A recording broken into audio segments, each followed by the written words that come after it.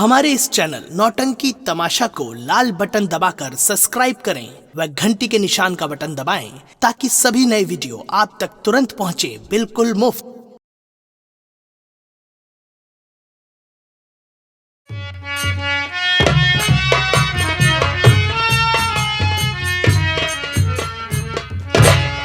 या मेरे मालिक, ये मैं क्या देख रहा हूं कि मैं तो शहर से चला आ रहा हूं, मगर देख क्या रहा हूं कि मेरा भाई तो जमीन में ही पढ़ाई करते करते सो रहा है।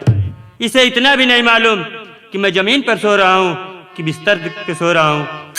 आवाज देता हूं, अगर जागता होगा तो जरूर बोलेगा, बंधन। अरे ओ बंधन, बंधन, बंधन।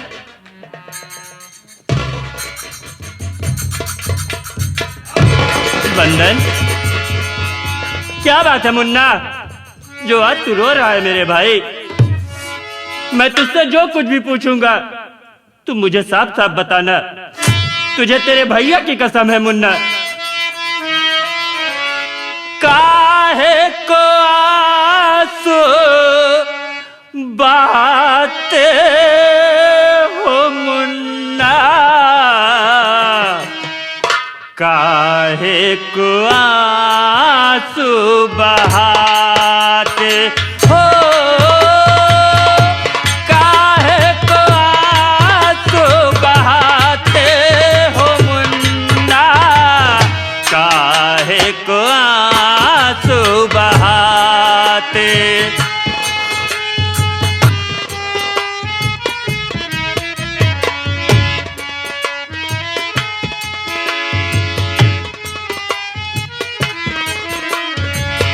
दिल का अपने हाल बताओ,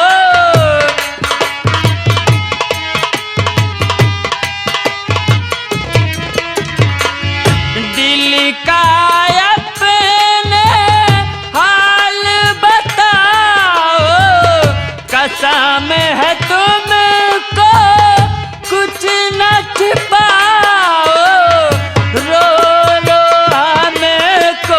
लाते हो मुन्ना,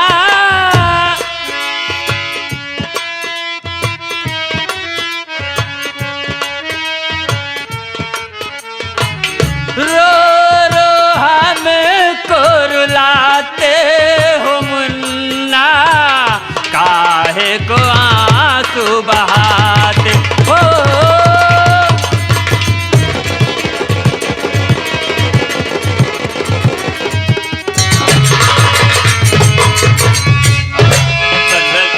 क्या बात है मेरे भाई, जो आज तू रो रहा है? किसी ने तुझे कुछ कहा या किसी ने मारा? क्या बात है मेरे भाई? सुनिए भैया। बोल मेरे भाई। सापी सापी बतलाऊं ये भैया, ना मैं कुछ छिपाऊं,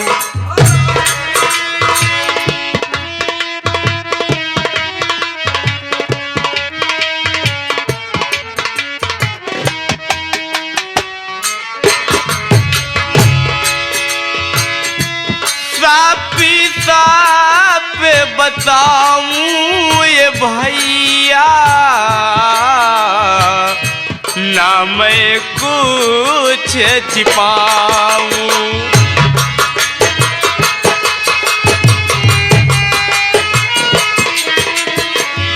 मालकनी ने मुझको मारा। ये क्या कह रहा है बंदा? सच बता रहा हूं भैया। हाँ भैया, मालकनी ने मुझको मारा,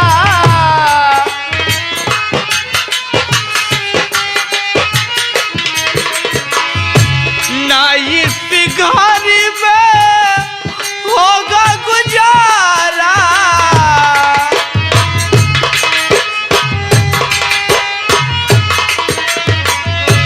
ना इस घर में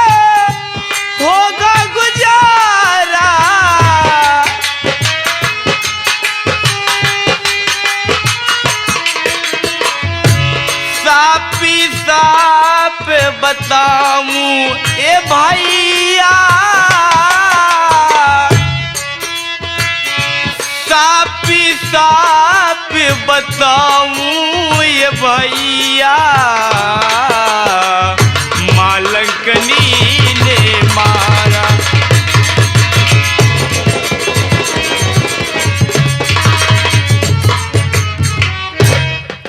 भैया मैं अपनी कब्र में बैठ के पढ़ रहा था, अचानक माँ और मामा जी आ गए, मुझे मारने लगे भैया, यहाँ तक कि भैया मेरा गला भी दबा दिए। मैं भी उसी का नाटक करके जमीन पर लेट गया। अरे माँ और मामा जी यही जानते हैं कि बंदर मर गया है, अब इस दुनिया में नहीं है। भैया मैं ये घर छोड़ के जा रहा हूँ मेरे भाई, मैं इस घर में नहीं रहूंगा। अगर मैं इस घर में रहूंगा तो माँ मुझे मार डालेगी भैया। ये क्या कह रहा है बंदन? मेरी बात सुन बंदन, मैं चल रहा हूँ बाबूजी के पास। तेरे मारने की खबर मैं बाबूजी को बताऊंगा, उसके बाद बाबूजी खुद ही माँ को समझा देंगे। मुन्ना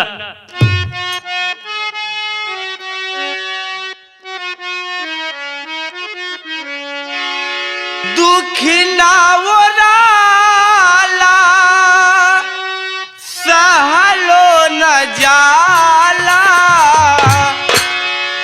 विपता तू दिहाला जन्म से, ए विधाता भाग लिख लकवना कलम से।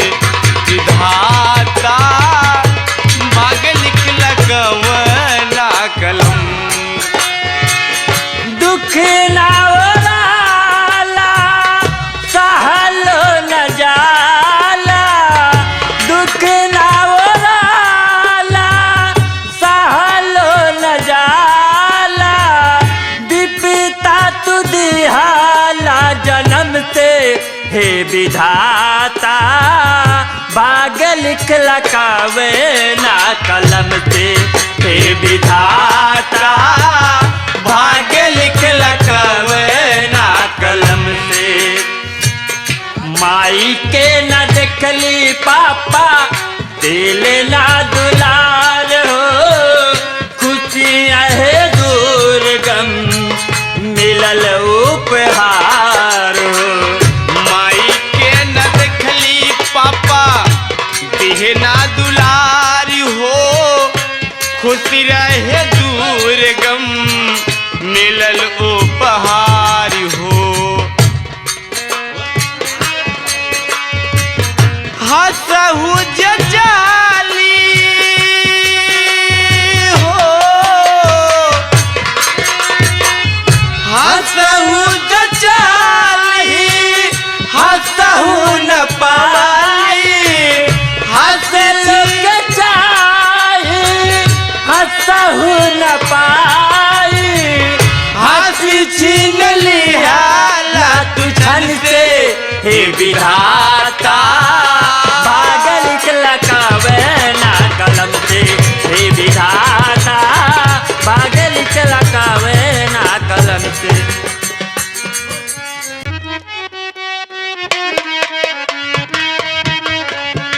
रतिया होलई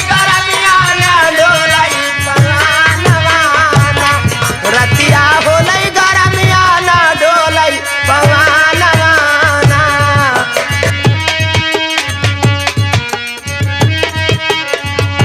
मारे गारामी कई मारे सैया सोवाना दुआरे, मारे गारामी कई मारे गारामी कई मारे सैया सोवाला दुआरे। हमारी सासू ना नदिया मारानी मेहाना,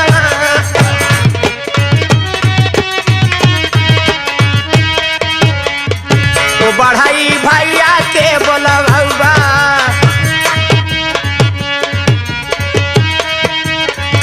ओ दुईठी बेनिया बनबा। बढ़ाई भैया के बोलबा, दुईठी बेनिया बनबा। एक ही दिन डोलबा, एक ही हम रातिया।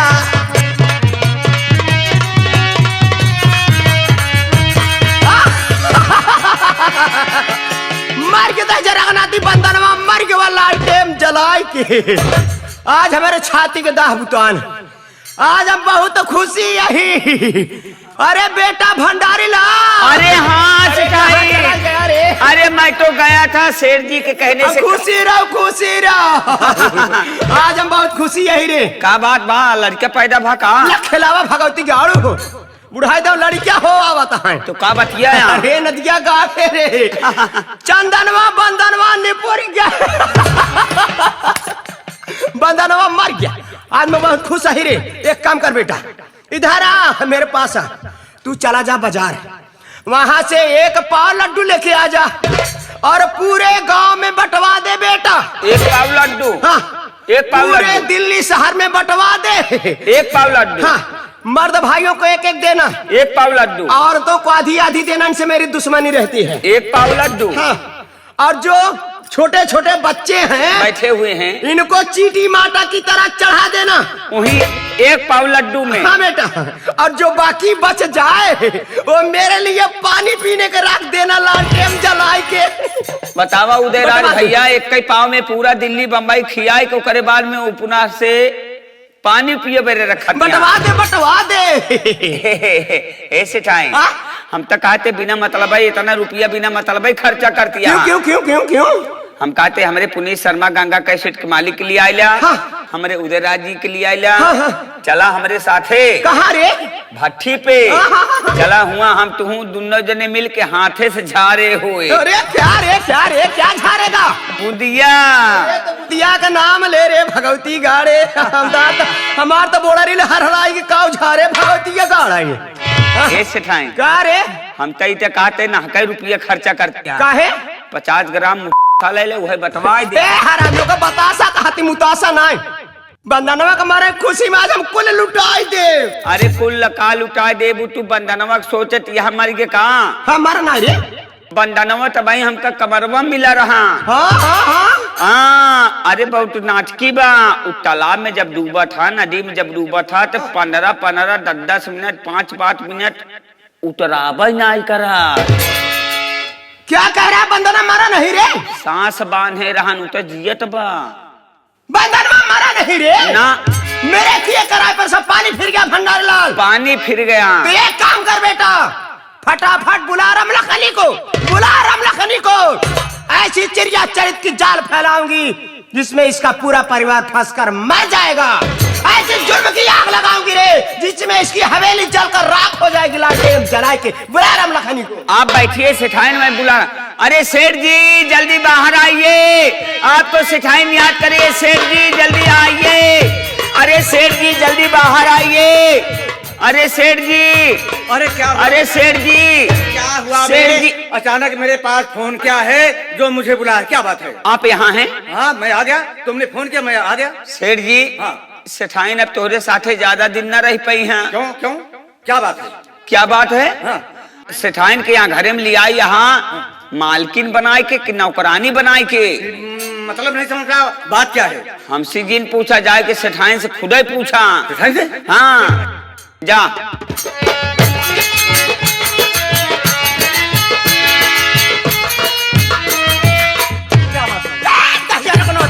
दांत मारूंगा लगा भगवती का तो लाते से मारा भी हो जाए। अरे बता क्या हुआ है तुम्हें प्राण प्यारी? क्या बात है? लगे तो लाते से मारा। बता क्या हुआ है तुम्हें प्राण प्यारी या तुमको अब पकड़ी है गहरी बीमारी? बीमारी तो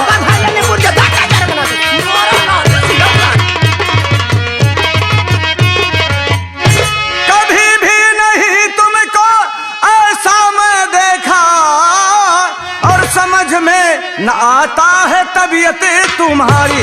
क्या बात है?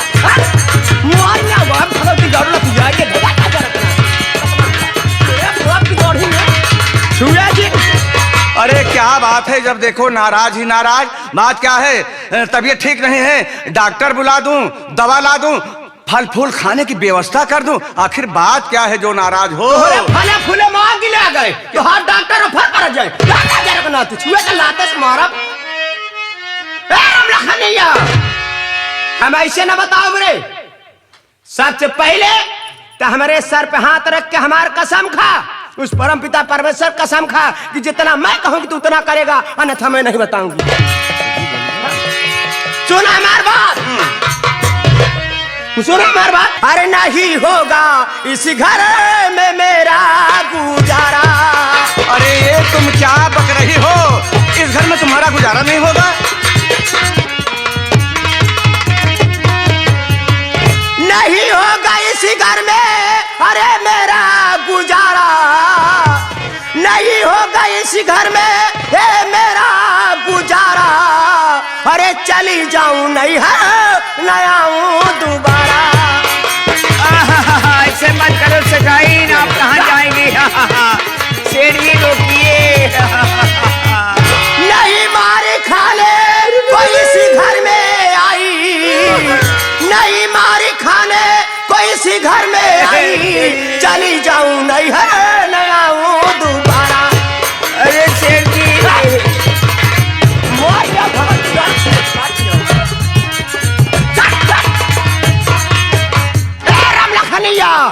पहले तो ही बताओ रे, हम कब भी यही के लिए क्या है आपन सेवा करावे बरे मार खाए बरे।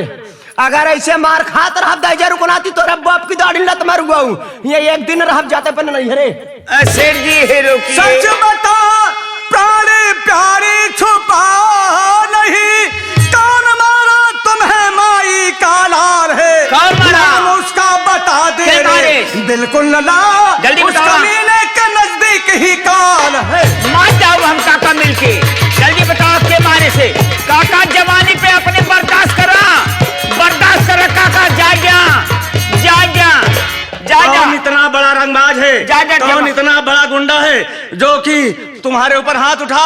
उस कमीने का नाम बता दे, उसको मैं काट कर फेंक दूंगा, जिंदा नहीं छोड़ता। जा जा काका। बताइए, खिलाता जा। पिलाता मैं हूँ, हाथ पाँव मैं दाता हूँ, सारी सेवा मैं करता हूँ। अब मारने वाला साला आया और चुपके से मार कर चला गया और मैं पता नहीं पाया। पता हमारी कि ना तू ना पहुंचा। जा जा कौनो बात ना में। उसका नाम बता दे। नाम बतावा। उस कमीने को काट कर फेंक दो, जिंदा नहीं। के हमारे मादर जान। हम ऐसे न बताओ रे। सबसे पहले हमरे सर पे हाथ रख के कसम खा, कसम? वही भगवान का कसम खा कि जितना हम कहा उतना तय करवे, नहीं तुम जाते पे नहीं है। सेठ जी संभालिए। ठीक है, अगर ऐसी बात है तो मैं तुम्हारे सर पर हाथ रखकर उस परम पिता परमेश्वर की कसम खा कर रहा हूँ और तेरे प्यार की कसम खा के कह रहा हूँ, और उस कमीने का तू नाम बता दे, उसको मैं काट कर फेंकूंगा, जिंदा नहीं छोड़ूंगा। लखना मेरी बात कान खोल कर सुन रे। नाम बतावा क्या? मुझे मारने वाला कोई और नहीं है। क्या मारे से? बल्कि तेरे दोनों बेटे चंदन और बंदन। चंदन चंदन बंदन? क्यों रे राम लखना, अब तक तो मेढक की तरह बहुत उछल रहा था रे।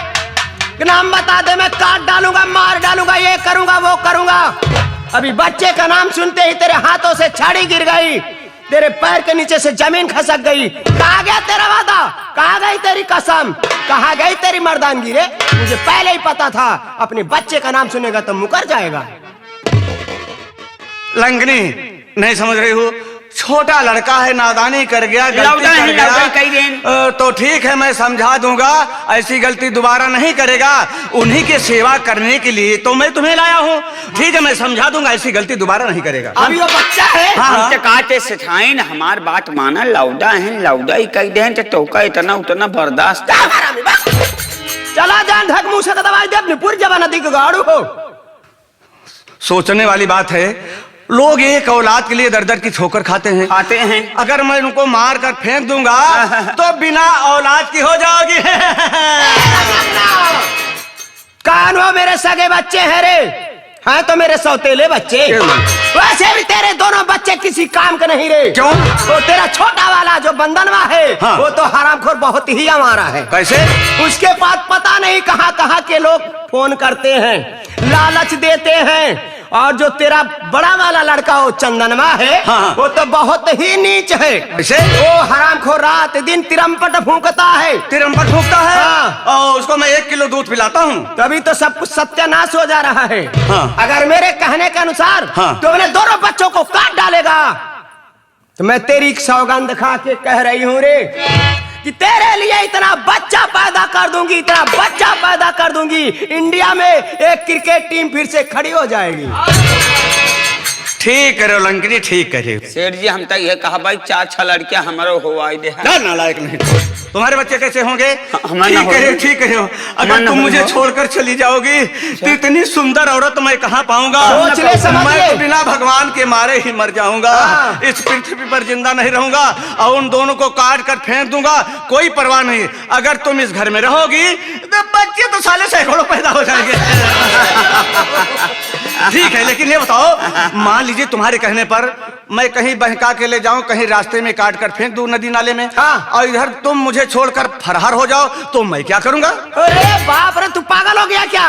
मैं तुझे तब तक छोड़कर नहीं जाऊंगी जब तक मैं तुझे शमशान घाट नहीं पहुंचा दे। शमशान घाट? शमशान घाट कहाँ होता है? शमशान घाट नहीं मालूम? नहीं। हो बहुत अनाड़ी है तू। अरे शमशान घाट उसे कहते हैं जैसे नई नई दुल्हन आती है, कोहबर सजाया जाता है, पलंग सजाई जाती है, वैसे मैं तेरे लिए हरे हरे बांसों की एक पलंग बनवाऊंगी, उस पे तुझे लिटा करके लाल चद्दर से ढक दूंगी, ऊपर से फूल माला चढ़ाकर तेरे पाँव के पास अगरबत्ती लेकर मैं तेरी आरती इतनी लक्ष्मी मेरी औरत है कि मुझे सजाकर फूलों को माला और अगरबत्ती लेकर मेरे चरणों की पूजा करेगी। हाँ।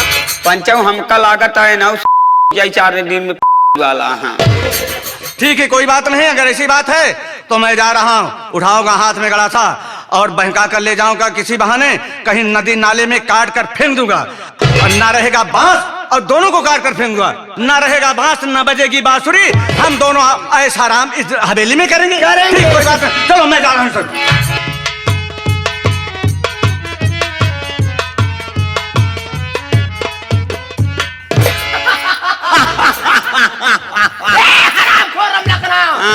मेरे प्यार में पागल है रे भंडारी लाल। पागल है। मैं जितना कहती हूँ उतना करता है। और गया है अपने दोनों बच्चों को काट डालेगा। मेरे रास्ते के सभी कांटे सांप बचेगी वो हरामजादी चादनिया, उसकी भी खबर लूंगी। चादनिया? और ये हरामखोर कह रहा है कि मैं अपने बच्चों को काट डालूं तो कहीं तुम मुझे छोड़कर चली तो नहीं जाओगी? नहीं जाओगी। तू ही बता रे भंडारी लाल। का भैया? अरे बाबू, अरे बतावा जब दहिजरा के नाती एक मेहरारू बरे अपने सगे औलाद के नाय होत बा तो हमार का होई हो? कुछ ना होए। काट के आवा दहिजरू के नाते तोहार मुड़ी दे के रगड़ के चूल्हा के लगे तो कहीं औलाद दे भाई। हम चाहिए काम सिखाएं, तू अपन कौनो दूसरा जुआड़ बनवाई बुढ़वा के साथे तो हाथ जुआ। अरे पागल भंडारी लाल, तू तो जानता है मैं 4 महीने अपने मायके में रहती हूँ रे। पहले नंबर हाथ हटा के बात करा कर। क्यों? 72 दाई कहे हमारे ऊपर हाथ ना रखा कर। क्यों ना रखूं रे? हरारत हो भाई। तो बुखार आ जाएगा मारने के बाद, समझ लेना बेटा। भंडारी लाल, मैं इसके साथ शादी थोड़ी क्यों रे? इसको देखकर यहाँ नहीं आई हूँ, इसकी दौलत देखकर आई हूँ। जिस दिन इसकी दौलत मेरी मुट्ठी में हो जाएगी, एक एक करके इसके परिवार को मौत के घाट पहुंचा दूंगी। भंडारी लाल सेठाई ने उसे तुहार प्लान बहुत अच्छा बा।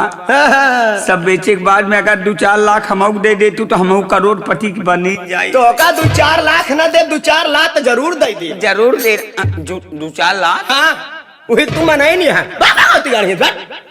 अगर केहू से बताया बचे यही जान ले तार खाल खिंचवाए भूसा भरवा बाबूरे के पेड़ में लटकवाई दी। हाँ चल निकल भाग। भैया मास्टर बतावा मोर जवानी कौने काम के बुढ़वा दहिजरा के नाती के साथे रह के हमार जवानी बर्बाद हो गई। अरे धीरे धीरे आइयो सैया,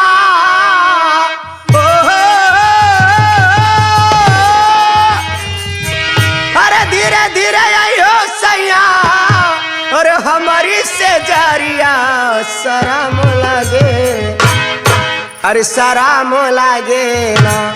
अब ही बाली बाबू मारिया शराम लगे ना, तो शराम।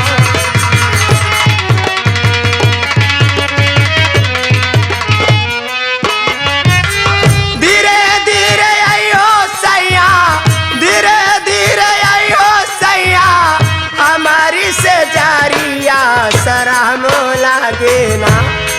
सारा मोला गेना अब ही बाली बाऊ मारिया सारा मोला गे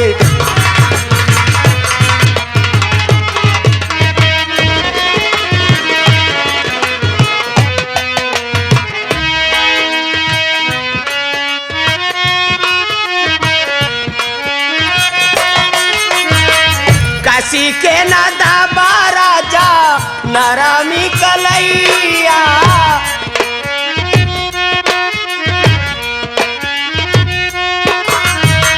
काशी के नदा राजा नरमी कलैया काशी के न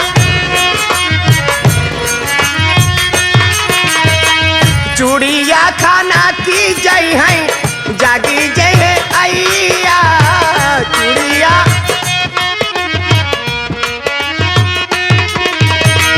लहुरा देवरवा हमरा हो,